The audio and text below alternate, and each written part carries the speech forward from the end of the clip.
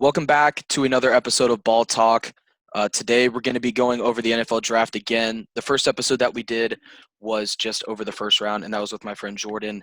And today we're going to be going through all 32 teams, giving them a grade, and then we're going to be talking about our favorite and least favorite overall draft classes. And today I'm doing it with Max. Max, introduce yourself if you'd like. So my name is Max Black. I know TJ because my brother Carter graduated with him, and I've known his little brother Sam for several years. So that's how I kind of got to know him. Yeah. Um, so we're going to get right into this. It's going to be a little bit of a longer video like my last one was. We're just going to go in draft order and give our grades based off of that. So the Bengals, obviously starting off with the number one pick, they pick Joe Burrow, T. Higgins, Logan Wilson, Akeem Davis Gaither, Khalid Kareem, Hakeem Adjani, and Marcus Bailey. Overall, I think this is a really good draft class. If they wanted to, they could have gone Chase Young number one overall, but I think the city of Cincinnati might have exploded if they didn't go Joe Burrow with an immediate needed quarterback. T. Higgins is a really good pick. Logan Wilson, I really liked, and I really like Akeem Davis Gaither too. And I think the steal from this class is Akeem Adjani, the tackle out of Kansas. He can play some interior offensive line for them. He can probably start a tackle right away on that right side. And overall, I'm going to give this draft an A minus, basically because you have higher picks. You're expected to pick very well, and they did so with their first three picks, and especially with Ajeni in the sixth. I would agree with that. I really like that they addressed the need at linebacker because they had one of the worst linebacking cores in the league last year. And obviously, when you get the number 33 pick in the draft, you get a first round talent, which they did. They got T. Higgins. And it's going to be cool to see him and Joe Burrow work together almost like Carson Palmer and Ocho Cinco. Yeah, I saw And that tweet from yeah, earlier today. yeah, that was cool. And also, if you forgot, they drafted Jonah Williams last year, but he did not play. So it's almost like they have another first round pick coming back. Mm-hmm. So hopefully the offensive line will be a lot better. They started to improve last year, but they were pretty bad at the beginning. So I think it's actually going to work out for them. Yeah, I think it'll work out for them too. You just got to hope that, Joe Burrow's a little bit older, so his ceiling might be a little bit lower than most players like a Jordan Love or a Justin Herbert or a Tua. But I think he'll be able to come in and probably be the best rookie quarterback right away. Tua's Mm-hmm. healthy, but I, Yep. I think they'd expect him to sit to get to fully 100%, especially with the way that that roster is constructed. It's not really one that's set up to protect him or win right now. Yeah, I agree with that for sure. I think that Joe Burrow and Justin Herbert will definitely have the best success at quarterback for rookies, in my opinion. And I actually could see the Bengals. I could see them making almost a play. I don't think they'll make the playoffs, but if their roster performs how I think they could, I think they could be a very good team next year. Maybe like a 9-7, which and Bengals standards is pretty good. So yeah. Yeah. All right, moving on to the number two pick, the Washington Redskins. They selected, in my opinion, the best overall player in the class in Chase Young at number one. The rest of their class is a little bit. It's weird because they didn't have a second round pick. They had three fourth round picks, two fifths, two sevenths, and a third. And Antonio Gibson in the seventh, or not in the seventh, and the third, it seemed weird to me. He's more of a gadget guy, kind of like how Tony Pollard was, but he ended up being a fantastic back in Dallas, but they have a really good offensive line. Shadik Charles can come in and be a guy for them right away at offensive tackle, probably replacing Trent Williams, who they traded to the San Francisco 49ers. Antonio Gandy Golden, we know some people who are Beast. pretty crazy about him coming out of Liberty there. And then the rest of their guys, Khalid Hudson and Carmen Curl are probably really going to be special teamers for them. So they went out there and they got pretty good special teams help right there. But overall, I think I'd give this class, you take the best player in the draft, but outside of that, it was a little bit confusing. They addressed some positions of need, but I think I'd give this class a B minus overall. Yeah, I'd have to go like a C plus or a B minus. Obviously Chase Young, you know he's going to be all pro, future maybe defensive player of the year.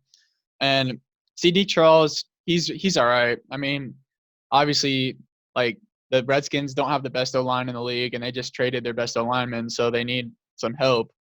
I do like the Antonio Gandy Golden pick. I think I think he's pretty good. I think they got him at a good value in the fourth round, Yeah, especially and with guys like Donovan Peoples-Jones dropping all the way down, and yeah, best wide receiver class I've ever seen so yeah, far. for sure. Yeah. But Yeah, Redskins are an interesting team, so I definitely give this like a B minus or a C plus. Yeah, it wasn't outside of Chase Young. I really wasn't too enthused with the draft class as a whole, and so that's Yeah. why I give it a lower grade maybe than most people would expect when you have a top two pick.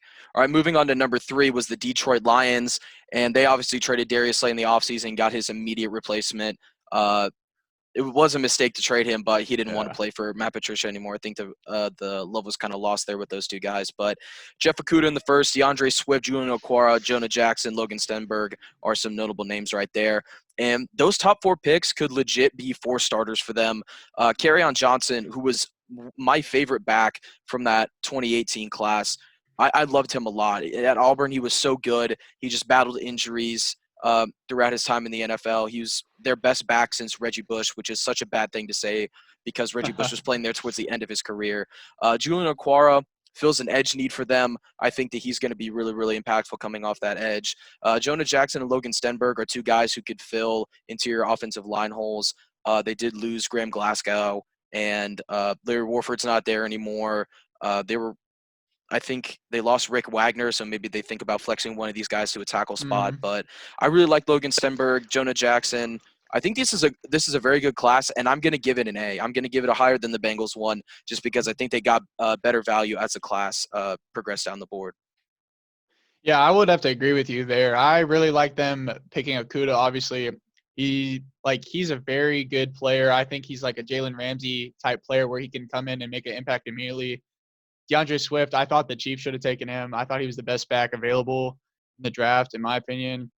And Julian Arcora, he's really good off the edge. I watched a lot of his games this year at Notre Dame. And I like that they took offensive line help because, of course, Matthew Stafford, he's not the healthiest guy anymore. So you got to protect him. And I really like this class. I'd give it probably an A minus. Yeah. All right. Moving on to the fourth overall pick was the New York Giants. They took Andrew Thomas, who some people thought was a reach in the first round, especially at the four spot. Xavier McKinney in the second, Matt Pert in the third, Darnay Holmes in the fourth, Shane Lemieux in the fifth. And then you get down to some more rotational guys. Tate Crowder being Mr. Irrelevant at the end of the draft. I think these first four picks, these first five picks, could be day one starters for them. Maybe not Shane Lemieux because they have Will Hernandez and they have Kevin Zeitler on the interior, but maybe they think about flexing him to center. Darnay Holmes, I know they drafted like a million cornerbacks last year, but I think that he's better than the ones that they drafted, especially guys like Julian Love, who they started playing at free safety, and Corey Ballantyne was more of like an athlete type, special team type pick rather than a starting day one corner. Pert can be, your right or left tackle. Andrew Thomas is probably going to be the left tackle replacement, and then Xavier McKinney, one of the best safeties in the class. I thought he was going to go to the Chiefs at 32 for a little bit there because of the versatility, but he ends up going there. Not really a Landon Collins type player, a little bit better in coverage, but I think he's really versatile and can play all around the field for them. And him, along with Jabril Peppers on the back end, I think they're building this team in the right way, and I think they're getting good players in the positions that they need. And so I'm going to give this class – I'm going to give it an A minus, mainly because the end it doesn't really impress me that much.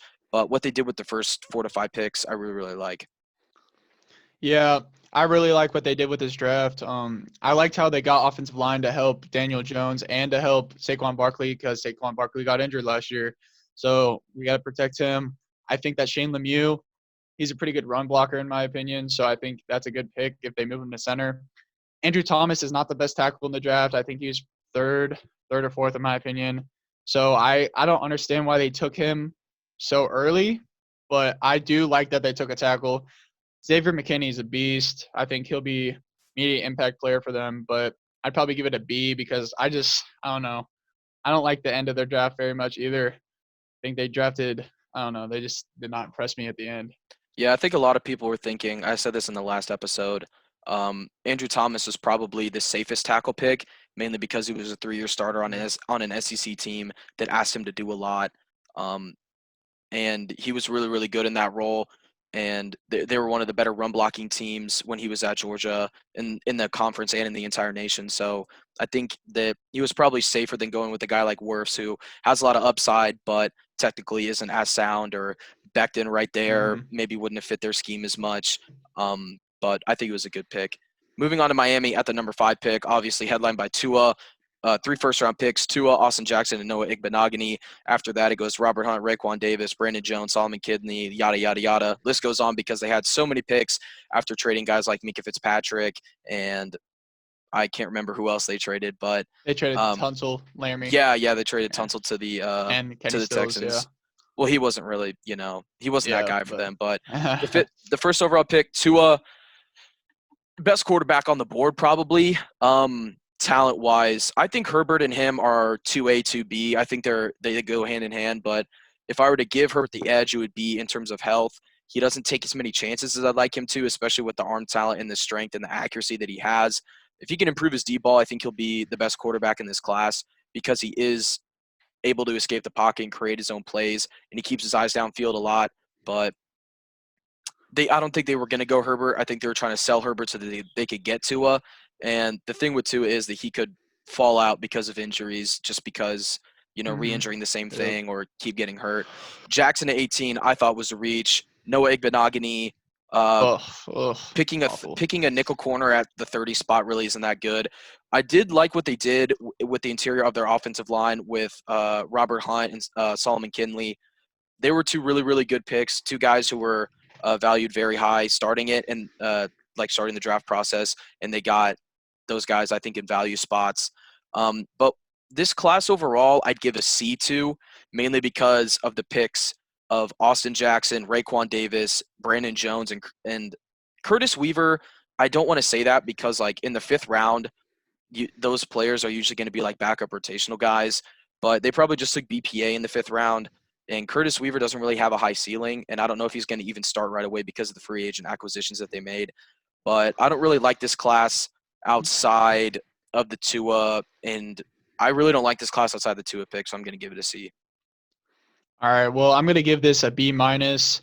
I am not a big fan of Tua, but I do see why they take him. I'm nervous for him because if he does get in the game and they don't get the right protection on him and he gets hit, dude, it might be over for him. Austin Jackson, that's a big reach. I feel like they honestly should not. They should have just waited and picked him with their last first round pick. I have no idea why they took Noah Igbenogany or whatever. I think that's a horrible pick. That actually is my worst pick I have on a team taking because there was Isaiah McKinney and Grant Delpit still on the board, and you need safeties, Yeah, and I don't know what they you were take a doing there. nickel corner.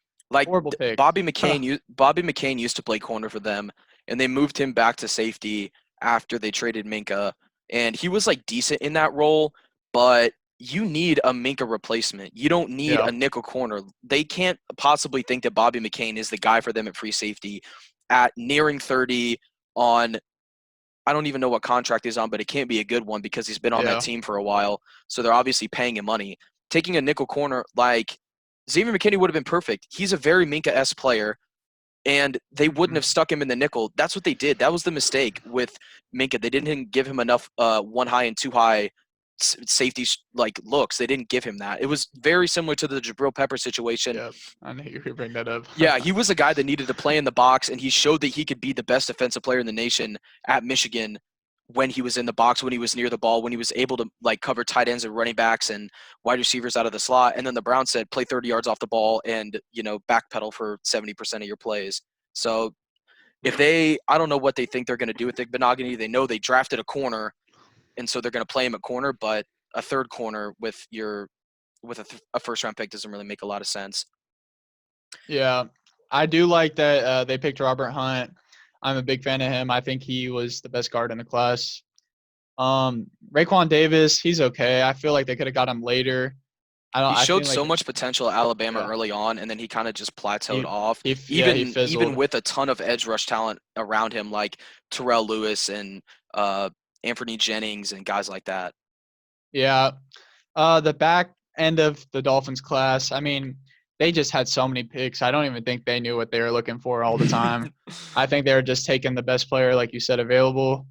So if they would have not taken uh, Igbenogany and they would have taken Austin Jackson in the later and got someone else earlier, I feel like this would have been maybe a B plus. But since they took those two players, I'm have to put it a B minus. Yeah, and what they could have done was if they spent the 18th pick on, you know, a safety, or they spent it on a tackle or something, just like not the player that they took.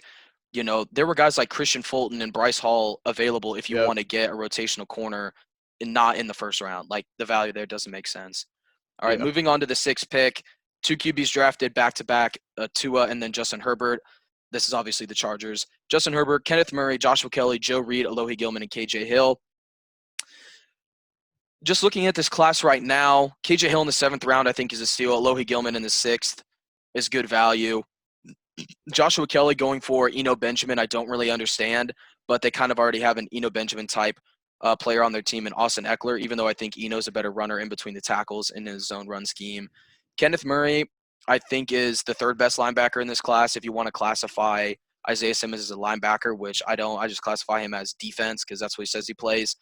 Um, Overall, I'd give this class a B minus.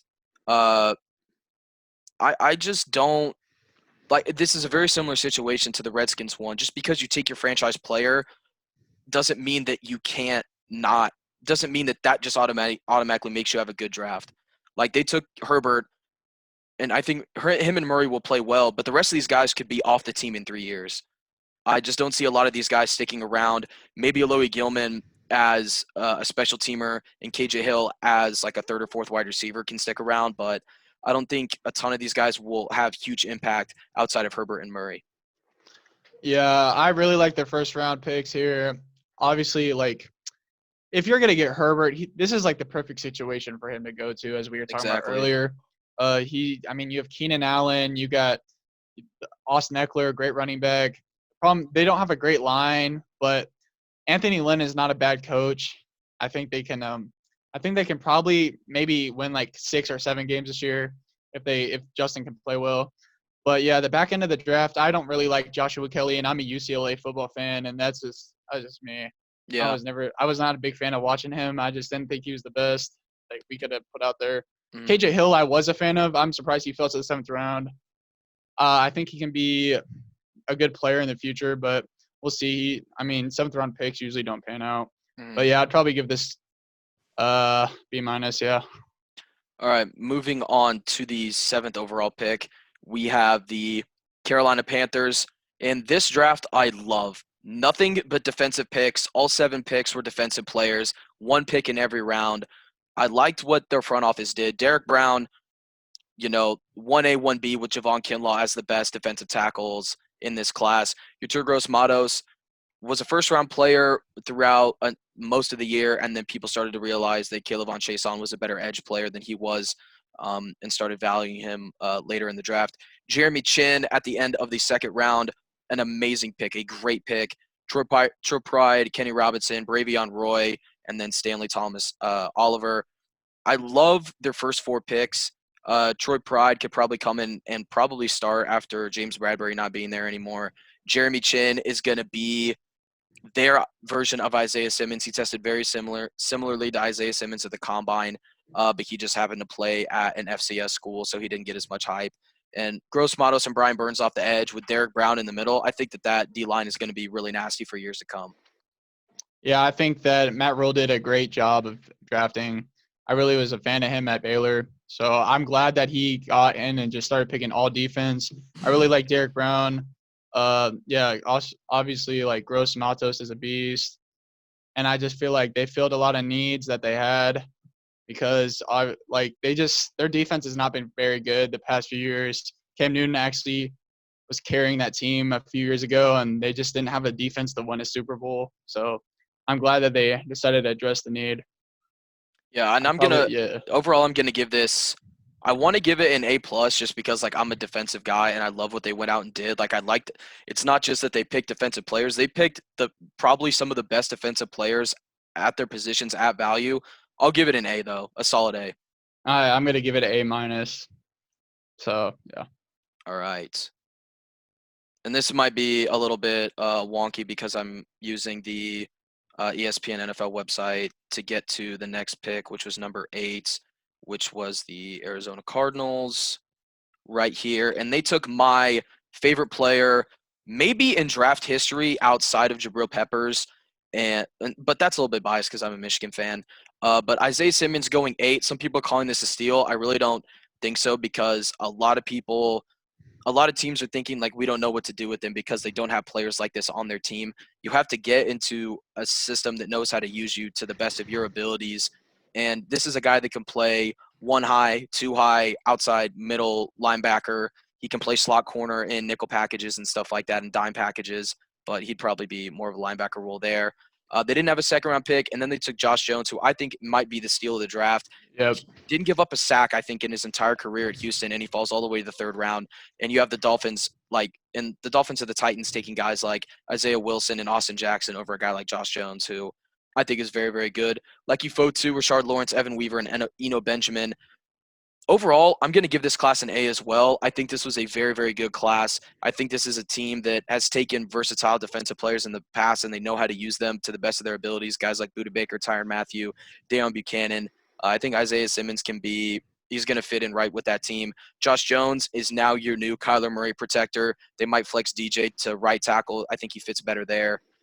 Josh Jones is definitely a left tackle. Evan Weaver fills their need at inside linebacker. They were playing like I can't remember who they were playing alongside Jordan Matthews, but it was not a good look. And then Eno falling all the way to the 7th round is crazy because he's probably a top 5 back in this class depending on how you're looking at it. But the fact that he ended up in the 7th round is kind of crazy. And him being Kenyon Drake's backup, I think that is one of the best value picks in the draft.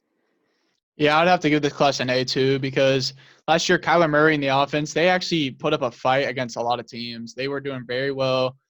Cliff was calling very good plays for them, but their defense just was giving up so many points. So Isaiah Simmons, I thought he was the second best player in the class. I thought he was the second best after Chase, and I'm so glad that the Cardinals got him because I've always been a Cardinals fan in terms of like underdog teams. They're kind of like the really lovable losers of the Yeah, NFL a little bit. Josh Jones, yeah, I thought the Bengals were going to try to get him, honestly, because they kind of needed a tackle, but I'm like, I think to the Jenny Cardinals, is a good pick for them though in the 6th round. I thought he was like a 4th round talent. To fall 2 rounds is kind of crazy. Well, I thought Josh Jones was a 1st round talent when I saw the offensive lineman just flying off the boards. Yeah, like I thought he was better than a lot of those guys, but seeing him on the Cardinals is gonna be nice and give Kyler Murray some protection because he'd be running out of the pocket a lot. He's gonna need some good offensive linemen to back him up. And yeah, they just picked well in the rest of their class. They filled out some needs that they needed. And with a limited amount of picks too, there's a lot of teams that have a ton of picks and they just like you said, just picking players. Like at that point, you're just taking BPA. Like you've had 6 picks up to this point. You've filled your needs. Maybe not the Dolphins because they're a roster full of holes like Swiss cheese, but like they did so well with such limited picks. I think that makes them one of the better classes out of this entire draft.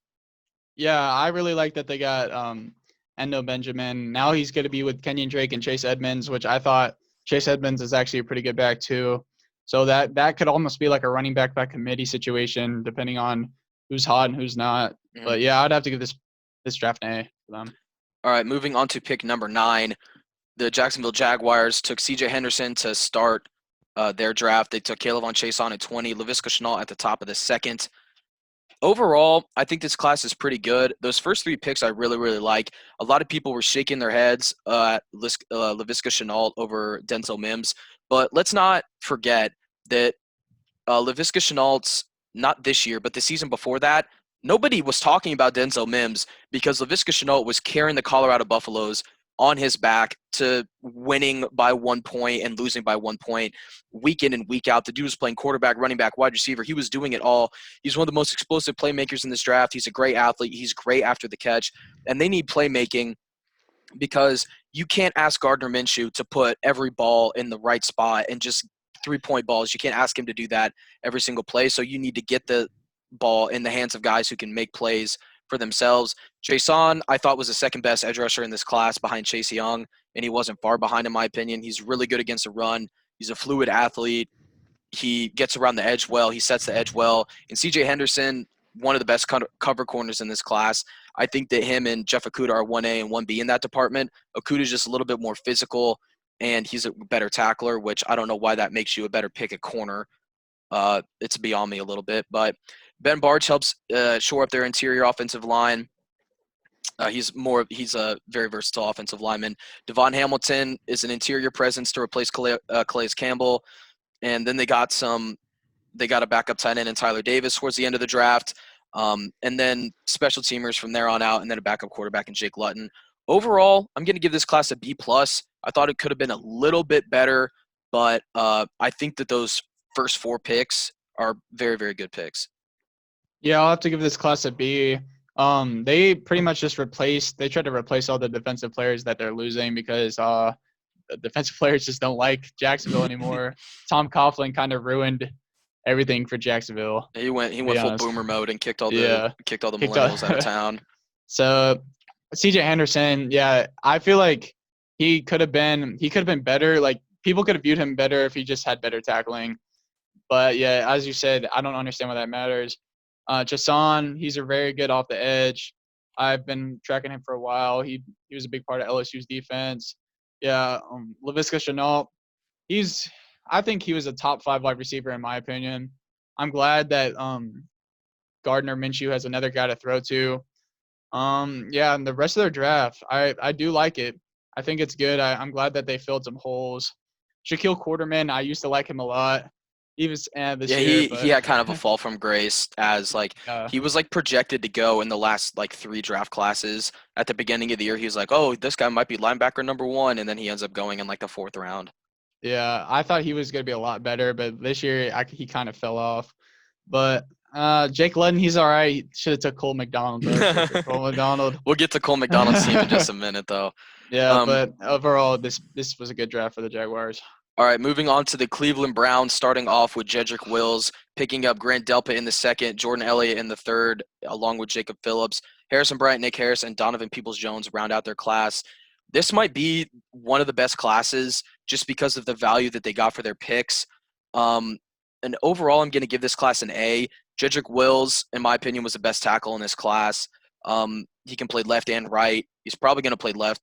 It's Baker's blind side, and they signed Jack Conklin in free agency to be that guy at the right tackle spot. Grant Delpit, probably the best safety in this class. But last year he had some ankle issues and he wasn't as good of a tackler. Jordan Elliott adds another interior presence for them. Jacob Phillips is a sub-package linebacker for them. Harrison Bryant is now the 3rd tight end on their roster, I think, after they signed Austin Hooper. So that pick maybe doesn't make as much sense. Nick Harris was probably one of the better interior offensive linemen in this class.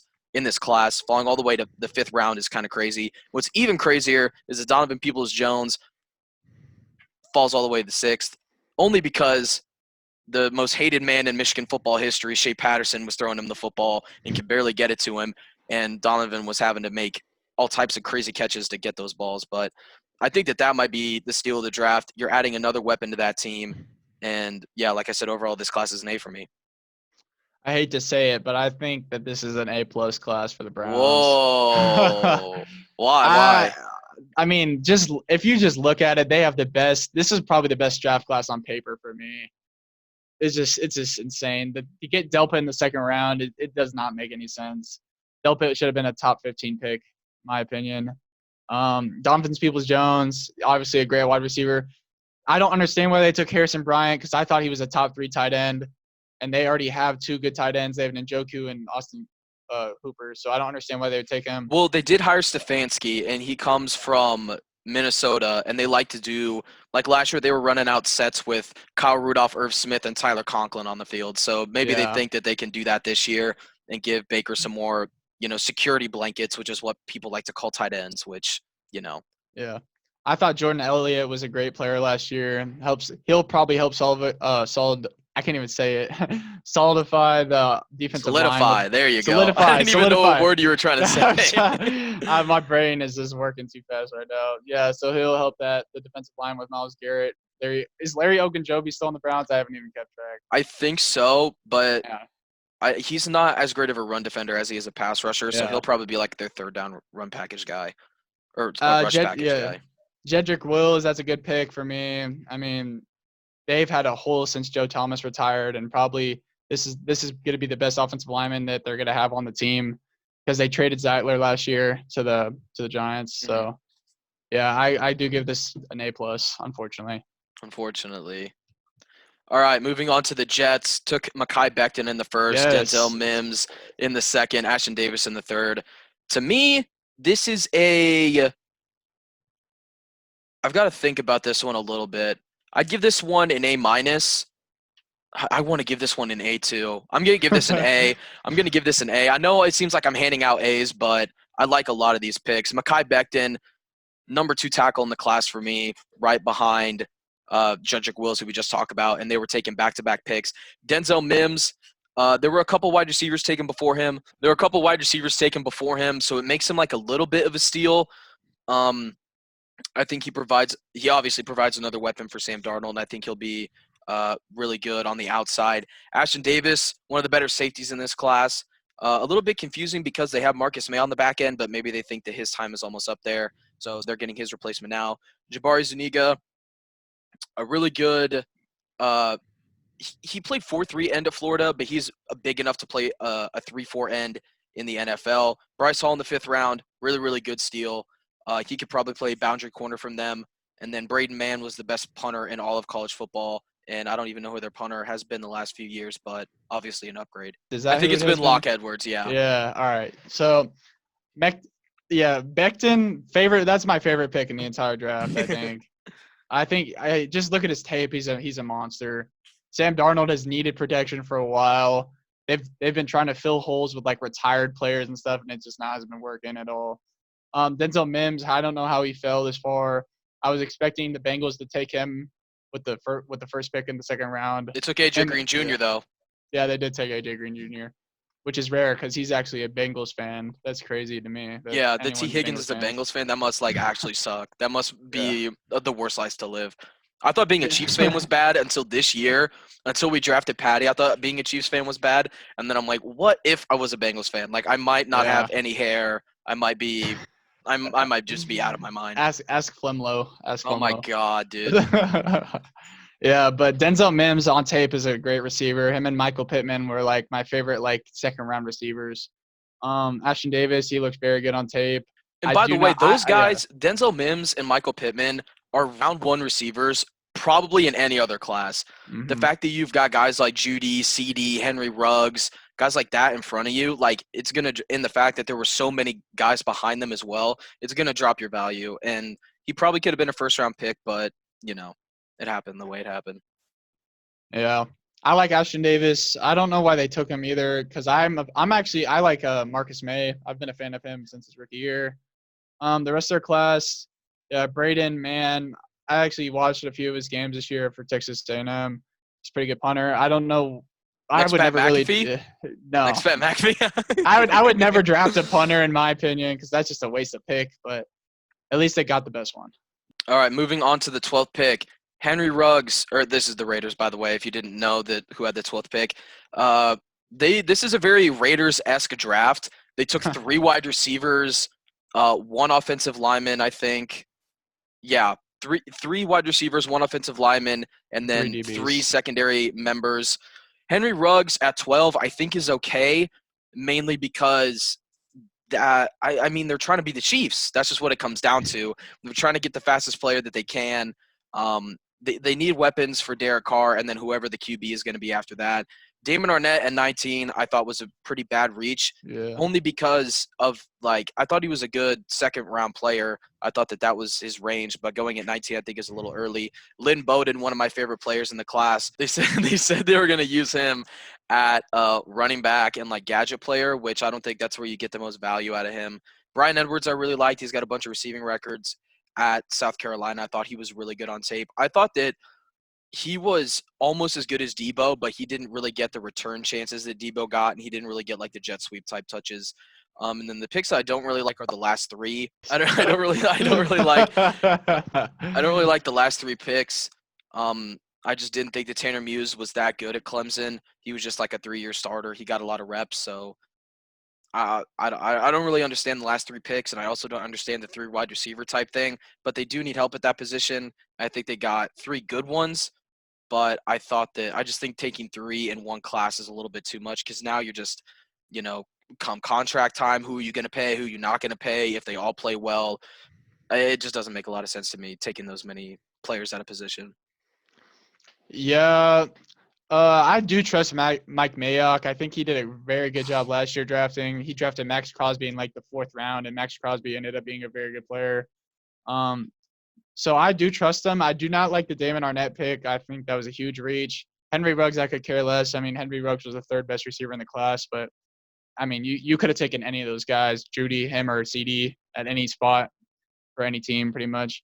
Len Bowden, he's not that bad, but there was better wide receivers available. Like DPJ was still there. I don't understand why DPJ fell so far. Brown Edwards, I did like a lot better than Len Bowden, so I'm glad they took him. But yeah, this is like the most Raider-esque draft of all time. They just drafted a lot of skill guys like normal. Hmm. Didn't really take any offensive line. They took one, but he's okay. Yeah, they didn't take Yeah. they were just taking speed. Very, very. Al Davis would be proud of this draft class, I think. I say I'd probably give this a C plus. Yeah, I was gonna say C for that one.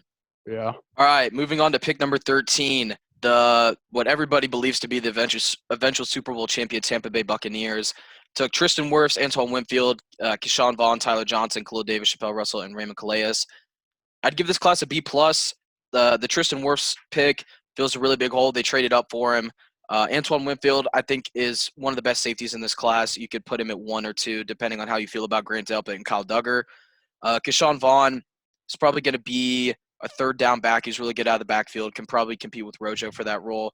Tyler Johnson could, depending on who they bring back at wide receiver. I know that they've got Mike Evans and Chris Godwin. I don't know who else is locked up there. I think Brashad Perriman might be on the market, or they might have re-signed Yeah, him. I'm I not. think I think he's on the market, but I could be wrong. Tyler Johnson at that pick, he doesn't bring a ton of speed to the table. He's a kind of a Chris Godwin-esque player, good route runner, physical, got great hands. So I would have liked them maybe to go in a different direction in terms of uh, adding some versatility to the wide receiver core. But overall, I think this is a really good class. Yeah, I give this class an A minus. Wirfs is a monster. He's an athletic freak. I think he can protect Tom Brady very well next year.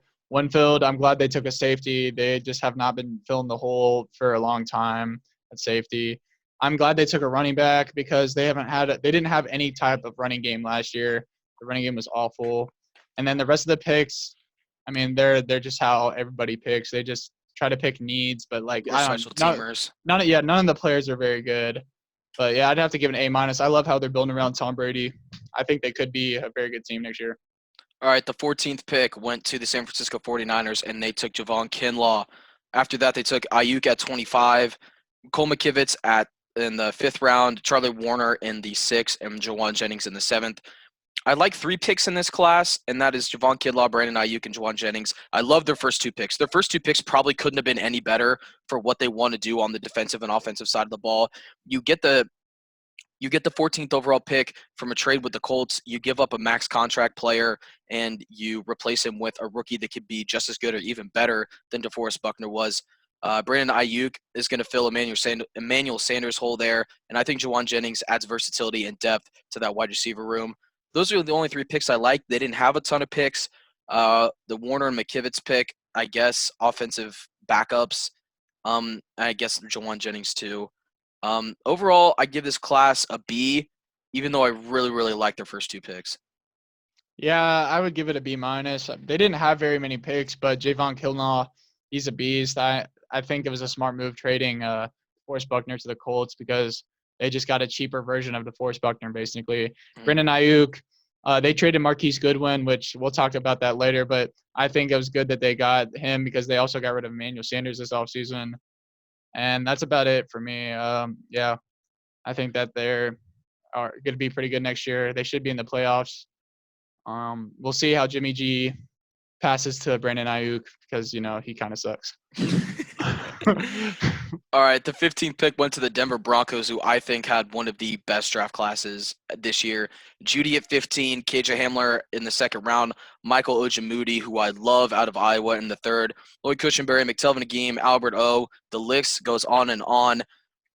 This to me is an A draft class. You get arguably the best wide receiver in the class to go outside of Cortland Sutton. You can play KJ Hamler in the slot, and he's the guy who can take the top off. Ojemudia can be a boundary corner from day one. Cushenberry is a starter on the interior offensive line. McTelvin Agim is a good rotational defensive tackle. Albert O gives him versatility at the tight end 2 spot. and Natane Muti, who was one of the best guards in this class going into it, falls all the way to the 6th round. A lot of people were mocking him in the 2nd. I thought he was really, really good. He's had injury concerns. He's probably a day one starter. And then Derek Zutska and Tyree Cleveland are special team impact players right away. And so that's why I give this class an A. Yeah, I'd have to agree with you. Jerry Judy, best route runner in the class. I mean, he reminds me so much of Julio Jones. KJ Hamler, that's a very good pick too. You got to get Drew some weapons with Cortland Sutton. Albert O, obviously Drew and him have a connection already, so that's going to be a good pick. And especially since they have Noah Fant, they can kind of run because they're kind of opposite players, Noah Fant and Albert O.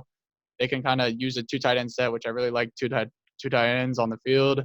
Yeah, I'm glad they solidified their O line a little bit, and yeah, I'd have to agree with you. This is a very good class for Denver. I thought about giving that an A+, but I don't want to hand out any A pluses like that. That's like, to me, is the definition of an A+ class though. Yeah, I thought they did a very good job. John Elway finally did his job. Their last correctly. 2 drafts have been pretty good. I think their last 2 drafts have been very, very good. Yeah. All right, moving on to the 16th pick. Falcons take A.J. Terrell at 16. Marlon Davidson, Matt Hennessy, Michael Walker, Jalen Hawkins, and Sterling. I can't pronounce that last name because he's a punter, and I've never heard of him before, from Syracuse. Overall, it was confusing because there were some good edge players available when they took Marlon Davidson, but maybe they want to shore up the interior and get more of a pass rusher to go alongside Grady Jarrett, who's a good run stopper. Hennessy, he's a good interior offensive lineman, but they took 2 guard tackle type players last year. A.J. Terrell, I think, was a reach. Overall, I'm going to give this class a C. Yeah, I'm gonna give it a C-. AJ Terrell was a big reach for me. I don't even know why they took him in the first round. They could have even got him in the second if they wanted to. Marlon Davidson, you don't need a defensive tackle. There's bigger needs on your team than that. And Matt Hennessy, they did need to draft a center. I'm pretty sure Alex Mack is gonna retire soon, right? Isn't he like 35, 36? Yeah, he's old, and he played for the Browns forever, so I'd retire too. Yeah. Yeah, the rest of their class is not too impressive either. This is probably one of the worst draft classes in the entire league this year. Yeah. And moving on from one of the worst ones to arguably one of the better ones, we have the Cowboys drafting CD in the first round, Trevon Diggs, Neville Gallimore, Reggie Robinson, Tyler Bidash, Bradley Anae, and Ben DiNucci. I'm going to give this class an A-. I think they could have – nah, dude, this is so good. This is such a good class. The Neville Gallimore pick was a little bit confusing because you signed Dontari Poe and Gerald McCoy in free agency. So what is Neville? I think those guys are both on only 1-year deals, though. Maybe they're just trying to groom him so that he can become like a. I mean, Diggs is a day one guy at corner. Tyler Bidash. They lost Byron Jones, so that makes sense. And CeeDee Lamb's a day one guy at receiver. Bradley and I could be an edge rusher out alongside with DeMarcus Lawrence from day one, unless they decide to start Aldon Smith, who they just signed in free agency. Tyler Bidash is a day one center, Travis Frederick replacement. So overall, I give this class an A. I wanted to give it a B, but they filled a lot of needs with good players at good value because people thought CeeDee was the best player or the best receiver, and he was a 3rd receiver taken. Trevon Diggs fits what they want to do at corner. I think this is a great draft. I'm going to give this draft a B.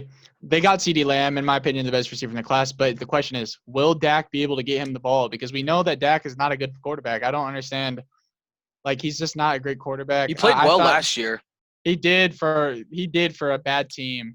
So we'll see if he can do it with a good team, hopefully. Yeah.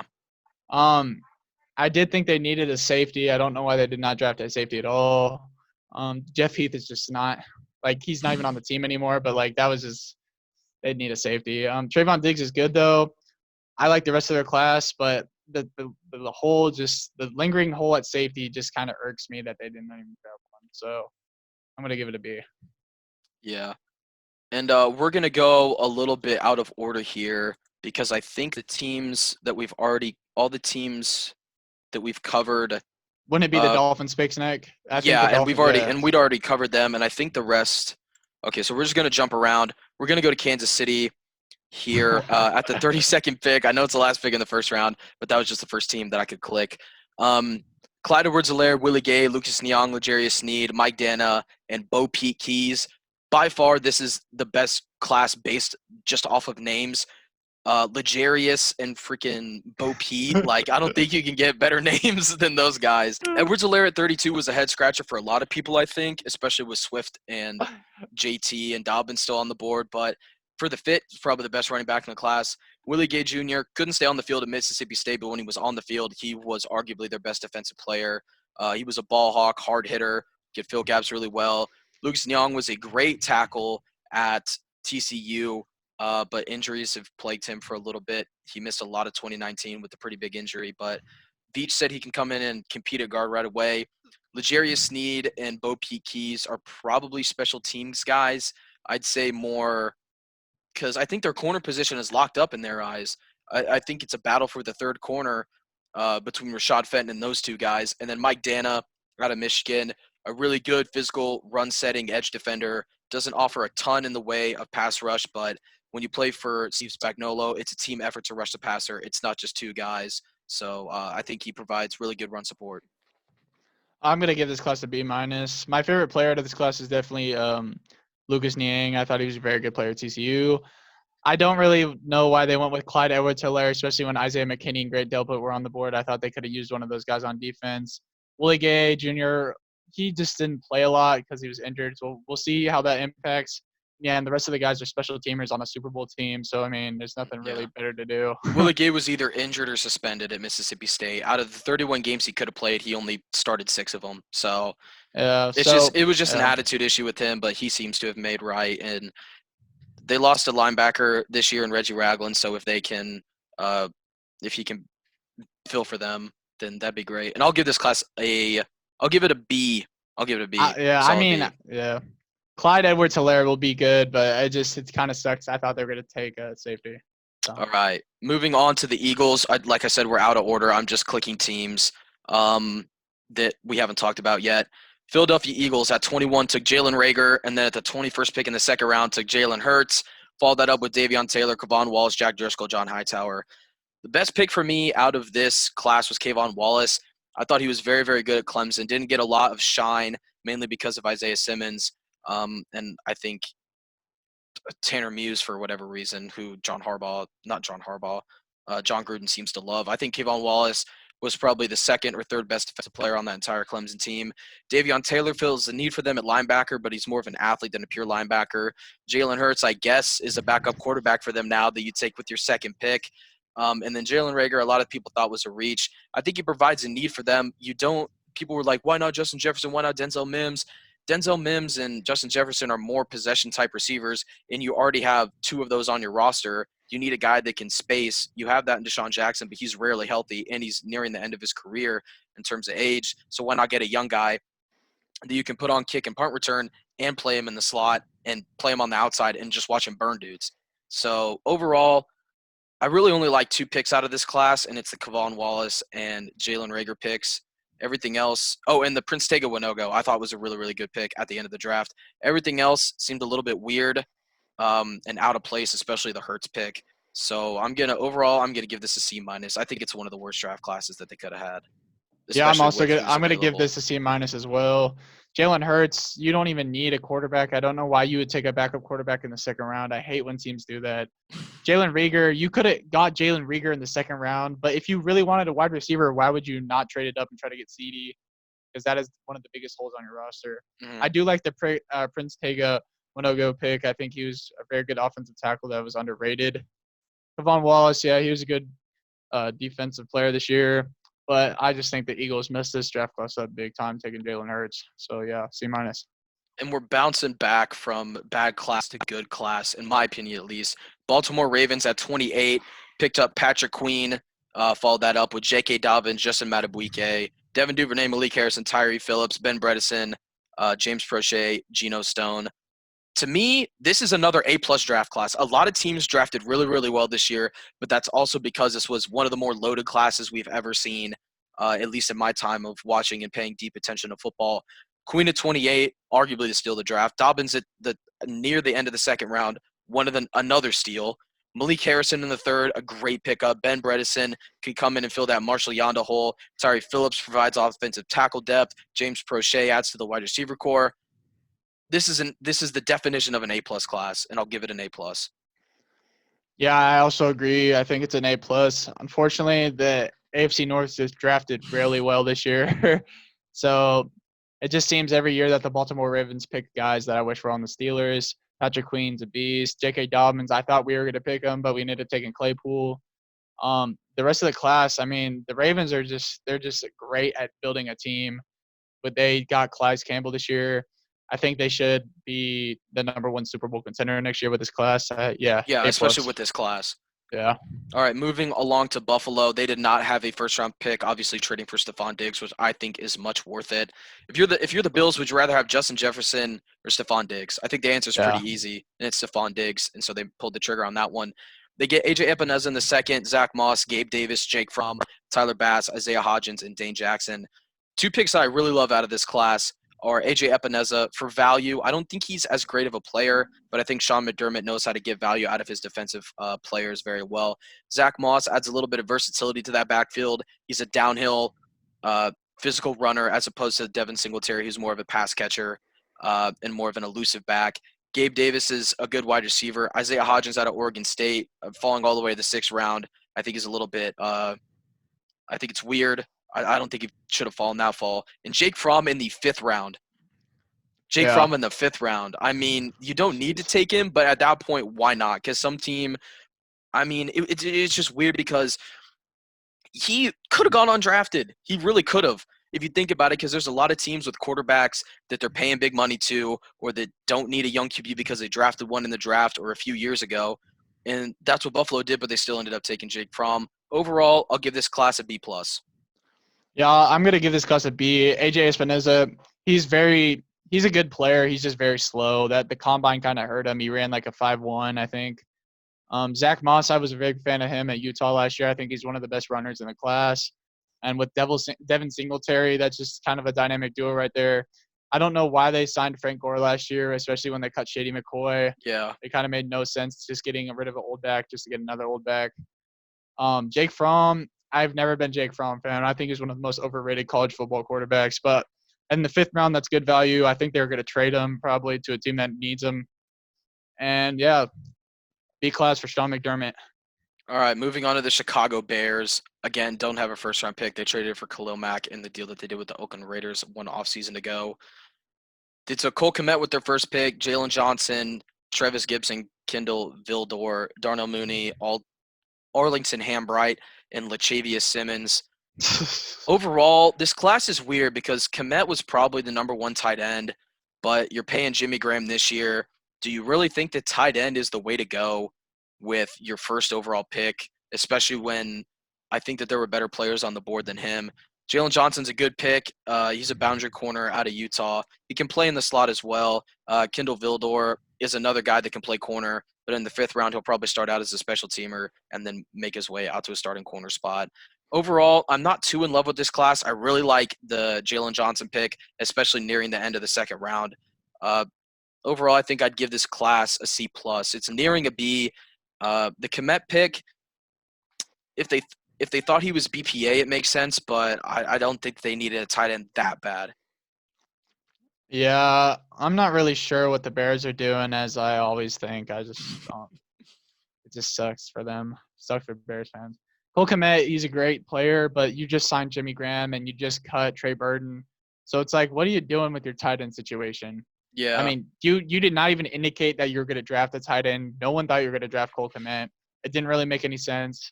Jalen Johnson's a good pick, as the Bears defense took a step backwards last year. Maybe he can come in and bring some youth to that defense. Trevis Gibson, he's okay. They got rid of Leonard Floyd, I'm pretty sure, so they needed an outside player. And the rest of the class is just meh, except for Lachavious. I like that name. So hopefully he does not get cut. But yeah, I would say day one cut. He's a day one cut now just because you said that. Yeah, this class is a C. Bears. All right, moving on to this class might get the lowest grade out of all the classes. It's the Green Bay Packers. Oh, Jordan Love at 26, AJ Dillon at in the second, Josiah DeGuara in the third, Kamal Martin, John Runyon, Jake Hansen. The list goes on. I'm gonna give this class this is so bad. I'm gonna give this class a C minus only because of the Jordan Love pick. I think that Jordan Love and John Runyon are the only redeeming picks, I think, from this entire draft class. You're getting your franchise quarterback in Jordan Love, and I think that that's key, especially when Aaron Rodgers is nearing the end of his career. AJ Dillon made absolutely zero sense. No sense. No sense at all. Josiah DeGuara, there were better tight ends on the board. John Runyon helps the interior of the offensive line, which struggled a little bit last year. They're going to probably replace, oh my gosh, who played guard for them, like Billy Turner or something. John Runyon's a better guard than that guy is. I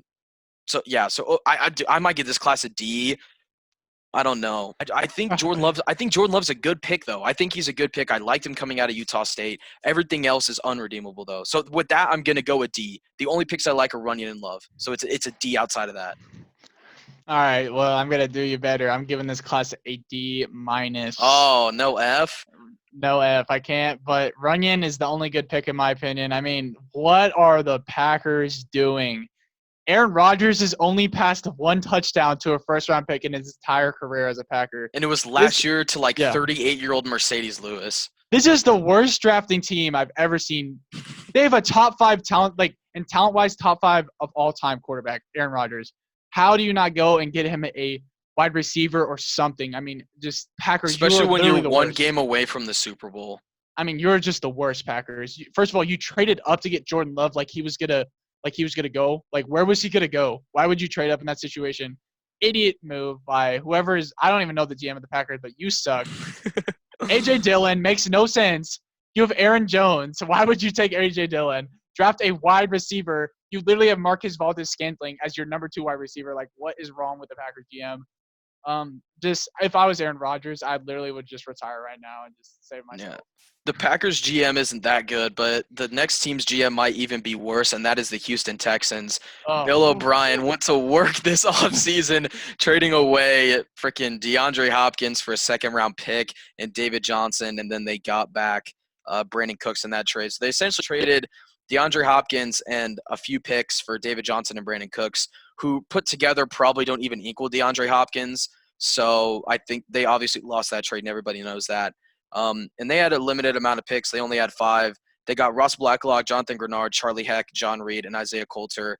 I think the Coulter pick is pretty good, especially in the 5th round. I don't really know much about John Reed and Charlie Heck, but based on their positions, I'd assume that they'd be depth guys, especially with the moves that the Texans made to get Vernon Hargreaves and Gary and Conley last year in not in free agency, but in trades and off the waiver wire.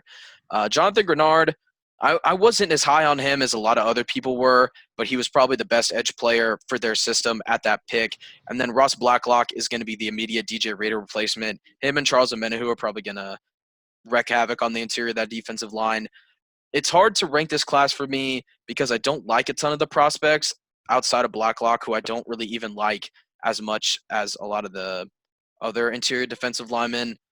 So overall, I'd give this class a C+, mainly because of the awful moves that they made in the offseason to like lose picks and to like give away good players, and they didn't really even replace any of the players that they lost. Yeah, I'm giving this class a D+.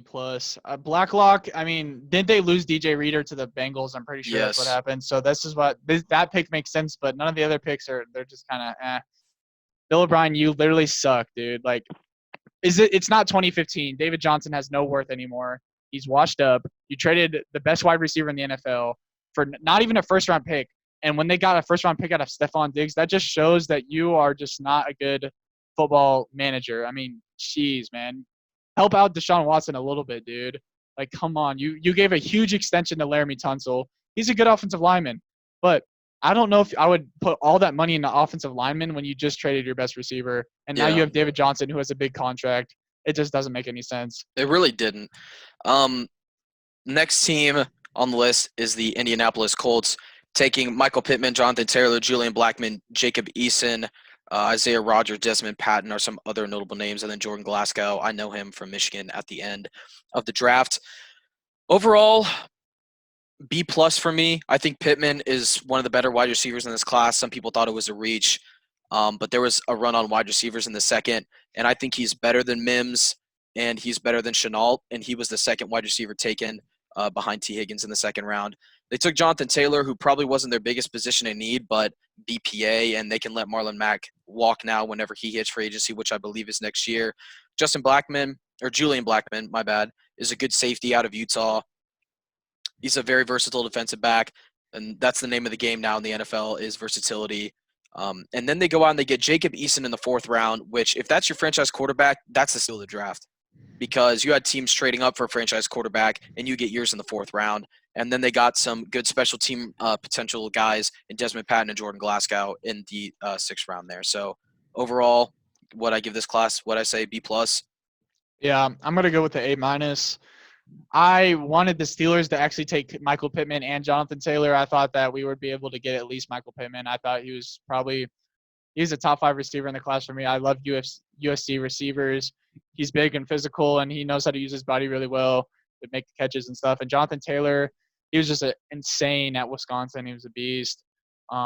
He probably won't last very long in the NFL just because that's just kind of how running backs are. But that's still a good pick for me. Julian Blackman, he's pretty good. I mean, he did all right actually. Jacob Eason, good pick. I've never been a fan of Philip Rivers, but hopefully Philip Rivers can at least kind of mentor him a little bit because I think this will be the quarterback of the future. And yeah, the rest of the picks were just kind of fillers. So I would give this A minus. All right, moving on to the Los Angeles Rams. They took Cam Akers to start out their draft, followed by Van Jefferson, Terrell Lewis, Terrell Burgess, Bryson Hopkins, Jordan Fuller, Clay Johnston. This is overall a really, really good class. They get their Todd Gurley replacement in Cam Akers. He runs really, really well in zone. One of the more underrated backs in this class, mainly because that Florida State offensive line was so garbage that he was basically, if you've ever seen Barry Sanders highlight tape from when he was with the Lions, he was dodging like 3 tackles before he even got back to the line of scrimmage. That's what Cam Akers was doing in Florida. He had absolutely no help. Van Jefferson in the second round, I think that is going to be their Brandon Cooks replacement. They like crisp route runners with good hands and strong hands, and that's what Van Jefferson is. Terrell Lewis, I think, is a really good fit for them. He's going to be their Dante Fowler replacement. Bryson Hopkins was kind of confusing because they have Gerald Everett and Tyler Higbee on roster right now. But overall, I give this class B plus. I think this is a B plus class. Yeah, I'm going to give this class a B. I do think that Cam Akers as a Todd Gurley replacement will be good. Hopefully Sean McVay does not run him to the ground like he did with Todd Gurley. The rest of the class, I like it, especially since the Rams that haven't had a first-round pick in years. I think this is For not having a first-round pick, this is a very good class. I think they did a pretty good job for not having a first-round pick, so that's why I'm giving it a B. Bryce Hopkins, yeah, I don't understand why they drafted him really, but the rest of the picks make sense to me. All right, and moving from a team with no first-round picks to 2 is the Minnesota Vikings. They took Justin Jefferson and Jeff Gladney in the first round, following up with Ezra Cleveland, Cam Dantzler, DJ Wonnum, James Lynch, Troy Dye, Harrison Hand, KJ Osborne. I think they might have had them. Geez, oh my God, they had so many picks. I did not realize how many picks they had until just now. They had 2 seconds, two fifths, 3 fourths, a third, a second, 2 firsts, and then 4 seventh-round picks. I mean, Jefferson and Gladney are 2 really good picks. I like Gladney more than I like Jefferson, especially for what the Minnesota Vikings are and what they need. They do need wide receiver, and they do need corner. Ezra Cleveland was a little bit of a confusing pick to me. I thought that I just didn't – he's a little bit more raw than I'd like. He's a physical run blocker, but in pass protection, he's a little bit weak. Cam Dantzler helps fill that other corner spot. He's long, press, physical corner. DJ Wonnum has some potential to be a starter there because Everson Griffin's up in the air in free agency. James Lynch could be a starter there. Troy Dye could be paired with Eric Kendricks on the inside. You could take away Ben Gideon's role if you like Troy Dye more, or he can be a special teamer. Overall, I wasn't thoroughly impressed with this draft class. If you have 2 first-round picks, you're expected to perform well with those picks, and I think they did. But overall, I really only like 3 to 4 picks in this class, and they had so many. I'll give it a B minus. I think B Yeah, minus. I'm gonna give it a B minus as well. I like the first three picks. Justin Jefferson as a Stephon Diggs replacement is not that bad. Especially since you got a first out of Stephon Diggs, so that's good by them. Jeff Gladney, he's pretty good. I think he could have gone second round though. I don't think you have to take him right there. Ezra Cleveland, I think he actually could have gone first round. I think there was a lot of offensive linemen being reached, and I think he, out of anyone, should have been picked in the first round instead of some of those guys that are getting reached. But the rest of the draft class does not really impress me at all, especially for having this many picks. I thought they were going to pick some better players. Yeah, like we said earlier, when teams have a lot of picks, it just seems like they just go with Yeah, Troy Dye is a good player, but it just the rest of the class is just I just for think me. what Troy Dye didn't have was he didn't have a ton of instinct at Oregon. Yeah, He was just like see ball, get ball, but he wasn't good at feeling out blocks and where the play was going to go and stuff like that. yeah, So he didn't have a lot of vision like ahead of time to mhm. see like he was just one of those players that kind of just runs and just hits people. And you can get away with that in college, but not so much in Yeah, the NFL. All right, moving on to the New England Patriots. Starting off the draft with Kyle Duggar and Josh Uche in the second round, and they took two tight ends in the third round, very Patriots. And then they took that kicker, I can't pronounce his name, Justin Rohrwasser or whatever, and he had like a 3%ers tattoo on him, and people were calling him like racist and super right wing and gun control guy, and he said today he was going to get it removed. But I didn't know much about him. Apparently, he's a great kicker, and he replaces Steven Gostkowski for them. Overall, a solid B because I really like what Uche and Anthony Jennings bring to the table. Asiasi can be a good tight end for them. I don't understand the Dalton Keene pick. Um, who's going to be a good guard for them, especially with Marcus Cannon reaching his old age. But I think Duggar, Uche, Jennings, I think their first four picks are really, really good, and so that's why I give it a B. yeah, I'm gonna give it a B as well. I mean, this is probably my least favorite draft class. I think there were good picks, but I just am not a fan of really any of the players in this It draft does class. make a But lot of sense, though. Like, it may not be yeah, the best draft, but for what the Patriots want and what they are, it makes a lot more sense than some of the other draft classes. you just gotta trust Belichick. I mean, the dude's a football wizard.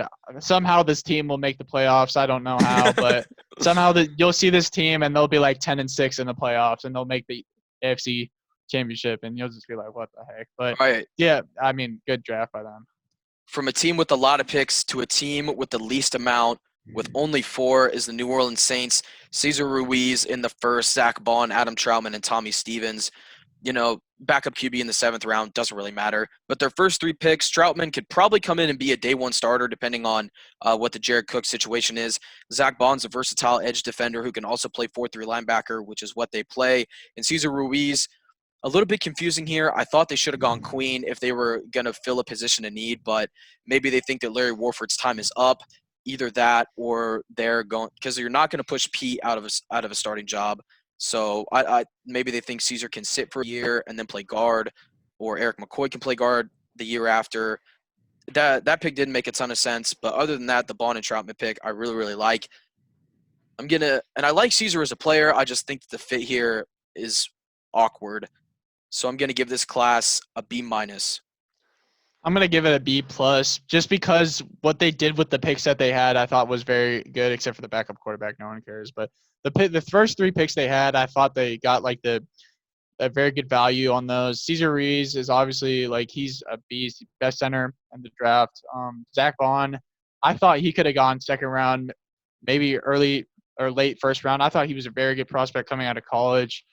Adam Trotman, I mean, the Saints, they just need more weapons, I guess. But I thought for how many picks they had, I thought they did very well. It's interesting to see what they're going to do, how they're going to use Ruiz, because they do have a pretty good offensive line right now. So it's going to be interesting. But yeah, I would give this a B plus. All right, moving on to the Pittsburgh Steelers, taking Chase Claypool, Alex Highsmith, Anthony McFarland, Kevin Dotson, Antoine Brooks, and Carlos Davis. Overall, this class gets a C from me. I'm not in love with the Claypool pick, especially when you took Deontay Johnson last year and he performed so well for you. You have Juju and James Washington on roster. So you've wasted three picks on wide receivers in the last 3 years. I think all three of them were round 3 or higher. Highsmith is a good rotational pass rusher. He's the Bud Dupree Bud Dupree replacement when he not retires, but when he's out of Pittsburgh. Anthony McFarland. I mean, now you have a three-headed backfield with a lot of okay backs. Kevin Dotson is going to be a guard for a starting guard. Antoine Brooks, a special teamer in the 6th round, and Carlos Davis is just he's not a starter day one, I don't think, but I think he can help the interior of that defensive line. I'm gonna give this a B for me. I know it's a little biased, but I've learned to trust Mike Tomlin and Kevin Colbert and when they pick receivers and running backs because we've just made it work.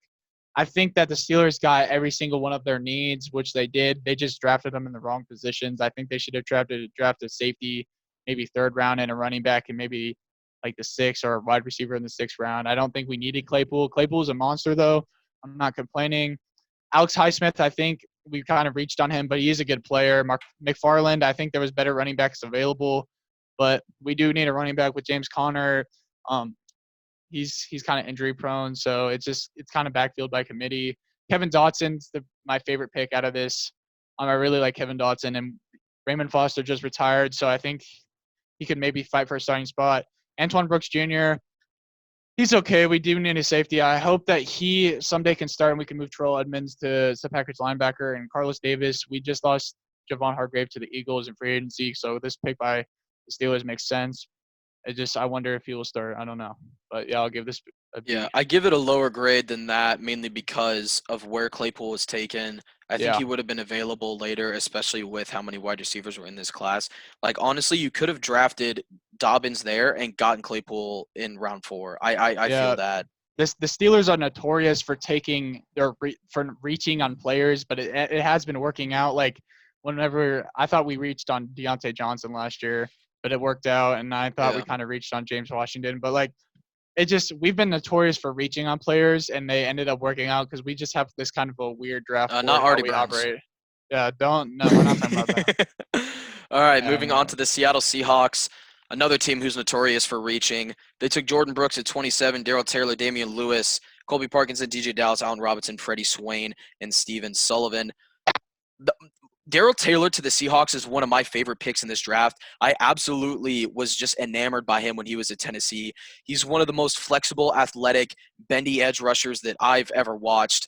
And he just finds a way to get to the quarterback, whether that's with delayed pass rush moves, quick pass rush moves. He's got a great first step. He does lack run support, though, which I think is why he fell a little bit. He also didn't test at the combine, and that I don't know why he wasn't invited to the combine, but he I think is really good pick there.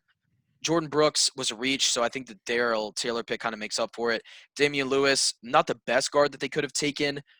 You had Muti there on the board, obviously, for another 3 rounds. You could have taken him with either you could have taken him with the rest of your picks if you wanted to. But they cut DJ Fluker and they cut Justin Britt. So now the offensive line is getting back to looking like how it was when Russell Wilson was a rookie. It's just awful now. Colby Parkinson didn't really make a lot of sense. At tight end, you have Will Dissly, and it doesn't really matter after that. DJ Dallas, I think, is a good rotational back, even though they have a million running backs on that team. The Allen Robinson and Freddie Swain picks I really like, though. So overall, I'll give this class – I mean, the Brooks pick just makes it hard for me to give this a good grade, even though I like what they did with Darrell Taylor. Overall, this class is a C-, but I'd give the Darrell Taylor pick an A. I'm gonna go with the C- as well. Darrell Taylor, he could carry this class to a C, but he's the best player they picked. Jordan Brooks could have fell to the 3rd round. I have no idea why they took him in the 1st round. Colby Parkinson, they have Greg Olsen and Will Dissly. I don't understand taking another tight end. I don't know Olsen why probably isn't going to be there that long, so I think this might be like a backup thing. But I guess, obviously, like the line, man, just protect Russell Wilson. He's your franchise quarterback. I don't understand. Not only did they only draft 1 offensive lineman, they cut 2 starting offensive linemen like 2 days after the draft. I don't understand Pete Carroll's deal. I think he just hates It's Russell not Wilson. him. It's John Schneider. Well, they got to learn that Russell Wilson, I mean, if you look at Ben Roethlisberger, man was getting hit like 50 times a year, and this is now what's happening to Russell Wilson. Someday his body's just going to break down, and then they're just going to lose him because they're not careful. So I'd give this a C- too. All right, the last class that we're going to go over. Sorry that this is so out of order, but the draft tracker on the NFL ESPN app does not go in alphabetic or draft order. It's literally in a random order. It's weird. Um, so the Tennessee Titans took Isaiah Wilson, Christian Fulton, Darrington Evans, Laurel Murchison, Cole McDonald, the People's quarterback, and Chris Jackson out of Marshall. The Isaiah Wilson pick for scheme fit purely is an A plus because he is the nastiest run blocker in this class at any position along the offensive line. Christian Fulton falling to the bottom of the second round is an absolute disgrace. Somebody should have taken him way earlier, and that's a great pick for them for a team that needs corner, especially aside from Adoree Jackson with Logan Ryan getting as old as he is. Darrington Evans is a good change of pace, third down back, great pass catcher, gets a little bit of a it would be a dead giveaway. Like they're not going to run the ball up the middle with him. So you can prepare for pass sets or passing plays or quick screens and stuff like that with him in the game. Laurel Murchison in the fifth round is good value. They need a little bit of help along the interior of that defensive line rotationally. Cole McDonald, future Hall of Famer, future touchdown leader. I'm just kidding. He's like, if Cole McDonald was I don't know what needs to be different about him. His decision making isn't that great, and his like mechanics aren't that great, and he played in a bad conference with not a lot of comp. But he is electric, and I hope that I don't hope that Ryan Tannehill gets injured, but I hope he's the guy to get the first start when Ryan Tannehill somehow is not in the game. Overall, I give this class a B minus. No, Yeah, C. I'm giving it a C. Jeez. I'm gonna give this class a B minus. Isaiah Wilson, he's a good. They lost a tackle in free agency, so he's obviously the filler. I think Christian Fulton. This is the best pick they have. I think he's a great player. I don't know how he fell either. I think he was very solid on LSU. Cole McDonald, obviously a goat. Hopefully he'll start one day for that team because he was literally something about the Hawaii quarterbacks, man. Him and That team is gonna have to revert their entire system if they want him to have any type of success. Because right now they're just drafting to like run the football and pound it down people's throat and play 3 yards in a cloud of dust football. If like Ryan Tannehill somehow just falls off the face of the cliff like he did in Miami, and they want McDonald to start, they're gonna have to totally switch around that offense. Yeah, but yeah, this is a C. So All right. or that B minus. I said B minus. Yeah, B minus. That is all for the ranking the draft classes. We're moving on to our 3 favorite and 3 least favorite draft classes. Let's start with least favorites.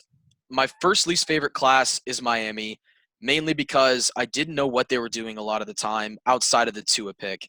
Raekwon Davis wasn't that good of a player, doesn't fit your scheme all that much. You took Christian Wilkins and you have Devon Godshaw on roster. So why you're taking another defensive tackle is beyond me, especially one that doesn't offer any type of interior pass rushing. He doesn't play as big as he should. It just didn't make a lot of sense. Like I said, Noah Monogany and Austin Jackson I thought were reaches, but it just didn't make a lot of sense. All right, my first least favorite is the Eagles. Not much to say about this one except like they just reached like for Rieger and they reached for Hurts for no reason. Why are you taking Hurts? At least they had a reason for Rieger. Like they need that type Rieger, of player. I like Rieger, but like it just it did not make sense to me why they took Hurts. That just kind of ruined. And then the rest of their draft after that, outside of Tega Winoga, was really lackluster. Really poor. It was really poor. Yeah. I mean, if the Eagles are ever trying to get back to Super Bowl contention, they need to just be doing. They should have it didn't make sense. Like what the Chiefs did is what the Eagles should have done. Yeah. Like we took positions of need, we addressed issues, holes on the team, and they were like, let's get a backup quarterback who wasn't a good passer until his last year in college. Yeah. It just makes no sense. All right, my second least favorite class is the Pittsburgh Steelers class, mainly because I felt like it could have been better, and I felt like they could have got the players that they got at better positions of value. J.K. Dobbins is on the board for you, and you decide to go Claypool. You took Claypool in front of Denzel Mims, which I thought would have been a better pick. The Anthony McFarland pick probably should have been Eno Benjamin. He's a better change of pace back. And the thing with the Claypool pick is like people are trying to profile him as a tight end. the Steelers don't use a tight end in the way that Claypool would need to be used as a tight end to be successful. Like they need an inline blocker. They need to do like a dude like Ebron. And so it makes even less sense now. I totally forgot about Eric Ebron. It makes even less sense that they drafted Chase Claypool now. So I might go back and give that class like a D plus just based off of Well, that Claypool pick. they said that Claypool's going to play outside and Juju's going to play the slot because we still have Vince McDonald, and Vince McDonald is not a bad blocker. So I think that they're going He's to one use of the him best as a block. blockers in the NFL. Yeah, I think he's going to use them. They're going to use him as a blocking back and Ebron as a passing like. And so like I think the Claypool pick, it's kind of we reached, but if it works out, then it works out. Like, So now your second round pick, James Washington, becomes irrelevant if you want to use 2 tight ends, 2 wide receivers, and then a single back. yeah, we'll see. We'll see. The Steelers just always draft skill position every single year. Yeah, I mean, yeah. My second least favorite is the Packers. I mean, I just hate the Packers, dude. Taking 250-pound A.J. Dillon to pair with Aaron Jones in the backfield. Like, I don't like that pick, but I think Jordan Love redeems the draft class like a little bit. It saves it. I just wish they would not have even taken Jordan Love because Aaron Rodgers is just the GOAT. So why? Yeah. That's why. All right, my third least favorite is the Chicago Bears. I just did not think it was a good draft at all. I thought that there were a couple good picks.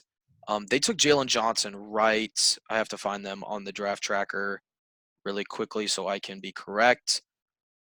Yes, they did take Jalen Johnson. I think that him and Kendall Vildor are literally the only 2 good picks. Travis Gibson is just a replacement for Leonard Floyd. I don't know if he'll be as good. Cole Kmet, like I don't think he was the best player available at round 2, pick 11, but you decide to take a tight end. It just didn't really make a lot of sense to me. So that might be my least favorite draft class just because I'm not a fan of really any of the players they took outside of the 2 corners. My least favorite draft class is the New England Patriots. I don't think it's a bad draft class, but you trade out of the first round. You don't take a quarterback. I mean, you lost the face of your franchise. You are completely rebuilding. I just don't understand not taking a quarterback. I know Bill Belichick knows what he's doing. I know Kyle Duggar is a good player. I know they got good players, but there's no names. There's no like namesake players there. Nothing like excites me that much. So that's probably my least favorite. All right. Well, I guess I should do it in this order then. My number one team or my number one favorite, I can't even talk. Can't even talk to it. Can't even talk right now. My third favorite class is the Jacksonville Jaguars. I thought that they did a lot of good stuff with their first 3 picks. I think they got 3 immediate starter impact players on both sides of the ball. Josh Allen and Caleb Chase on the edge is absolutely scary for the rest of the AFC South. Laviska Shenault is going to be a great weapon for them. I hope they find a way to use him correctly. And I just thought that class was really, really good overall, and it's one of my favorites just because of the players that they got. All right, my third favorite is the Tampa Bay Buccaneers. I really like how they built around Tom Brady. They took positions that they needed. They got just straight to the point. They didn't do any lollygagging in the draft. Which is something that they've done the last couple of years. They haven't really drafted the last 3-4 years. I think this was the best draft they've had in a while, and which is for most teams too. Most teams, this is like their best draft in a while. I think this draft will help push them over to the edge, maybe win the Super Bowl. So again, well, they just won it not too long ago. Well, 20 years is a long time. 20 years with John Gruden.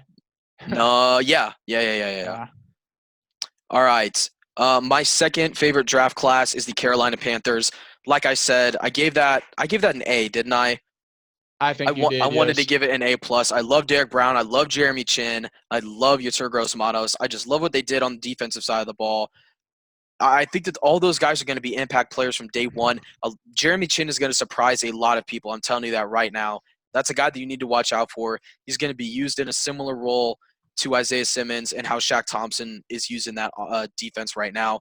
And I love that they attack the front of their defense because they know that they have some young linebackers and they knew that they wanted to draft there were going to be young players behind their experienced defensive front and their talented defensive front. So I think it's a really good team or a really good draft, and I think it'll pan out for them as most of their draft picks have. My second favorite is the Baltimore Ravens. I think they did an excellent job of drafting. They're just adding more weapons to that already weaponized offense. I mean, you get J.K. Dobbins. I think he was probably the best back in the draft. I mean, him and DeAndre Swift, you could take it or leave it. I think John Harbaugh will do an excellent job of developing these players, and I'm just really excited. Well, I'm not really excited, but like I'm just really like I kind of am excited to see how this team will do, even though I'm a Pittsburgh Steelers fan. But yeah, I that is my second favorite class. All right, my first favorite class is the Cleveland Browns. As much as I hate to say that, they killed it. Jordan Elliott is a really good player out of Missouri. I watched him a lot. Jedrick Wills, best tackle in the class. Grant Delpit, I think, fills a need for them. They need a rangy free safety, especially after giving up Jabril Peppers. Jacob Phillips is a good athletic sub-package linebacker for them. He can cover. He goes great with Mac Wilson, who's good in coverage and against the run. The only pick that doesn't make a ton of sense is Harrison Bryant, but I think it makes sense for what their offense is going to form to now. Nick Harris, I think, can be a good interior offensive lineman. He was a really, really good center at Washington. And then Donovan Peoples-Jones is going to be electric in the return game, electric out of the slot. He's going to be a great weapon on offense to go with, Odell. Why am I blanking? Odell, Jarvis, Austin Hooper, Kareem Hunt. I mean, the offense looks good. It's literally all up to Baker Mayfield at this point. If this class can't help him and this team win games, I don't know what can. Also, my favorite is the Browns. Yeah, like I said earlier, I mean, this is just insane on paper. The team is just insane. If they don't win, then everyone just needs to be fired on that in the front office, and they need to trade Baker Mayfield. Um, DPJ is a good player. Grant Delpit, I think, will bring a much-needed leader to the defense. As Myles Garrett is supposed to be a leader, but I don't think he really is a leader. Um, I think that they're just making the Browns like they're just solidifying their team, and I think that they could be a very dangerous threat in the playoffs next year. Because it wasn't a bad team on paper last year either. It was one of the better teams considered to be, at least on the offensive It side of the ball. it was considered to be the preseason Super Bowl champions. That's what Yeah, like what did their odds go to? Didn't they go to like 5-1 after they signed it was Odell? something crazy like Yeah, that. like Yeah. they were like 50-1 and they went all the way up to like 10 or 5 or something like that. But I mean, the free agency is a little bit different than the draft. They didn't draft all that well last year. I thought outside of Mac Wilson was a good impact player for them. Greedy Williams should have been better. But I think this draft class supersedes last year's, and last year's was a very good one. Yep. I agree. All right, that's all for this video, guys. We may be having more episodes coming out, even though there's not a ton of sports to talk about. There is The Last Dance, and I'm sure we might be able to find some other things to talk about, hypothetical situations, predicting records for NFL teams, what if type situations. So, if we are back with more episodes, you'll know because obviously it'll be on your YouTube page. So, thank Yep. you guys for tuning in. See you next time.